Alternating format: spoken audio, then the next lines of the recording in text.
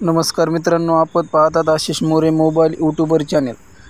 मंठा तालुक्यातील सर्व तरुणांना एकत्रित करून एक मोठे जन आंदोलन उभं करू। डॉक्टर किशोर त्रिभुवन। बातमी सविस्तर पाहूया। आम्ही मंठ्यातील सर्व पदवीधर सुशिक्षित बेरोजगार तरुण एकत्र येऊन शासनाकडे मागणी करत आहोत की आमच्या शैक्षणिक पात्रतेनुसार आम्हाला मानधन द्या।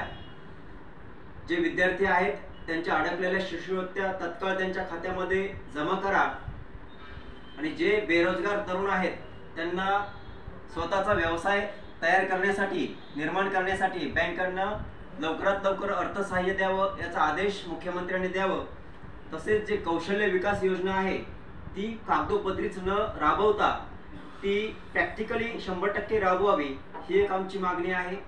मी महाराष्ट्रातील सर्व सुशिक्षित बेरोजगारांना आवाहन करतो की प्रत्येक तरुणांनी आपापल्या तालुक्यामध्ये तहसीलदारांना निवेदन द्या आणि त्या निवेदनामध्ये या मागण्या मांडायच्या आहेत। संपूर्ण महाराष्ट्रभर बेरोजगारांनी जर ही आपल्या ज्या मागण्या आहेत त्या तहसीलदारामार्फत मुख्यमंत्र्यांना जर दिल्या तर माझा ठामपणे विश्वास आहे येणाऱ्या विधानसभेच्या अगोदर आपल्या खात्यामध्ये आपल्या योग्यतेनुसार मानधन मिळेल।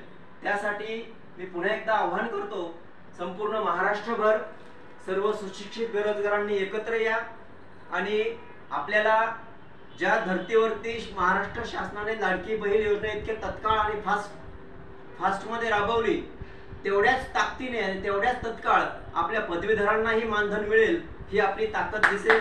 एवढं सगळ्यांनी प्रयत्न करा। धन्यवाद।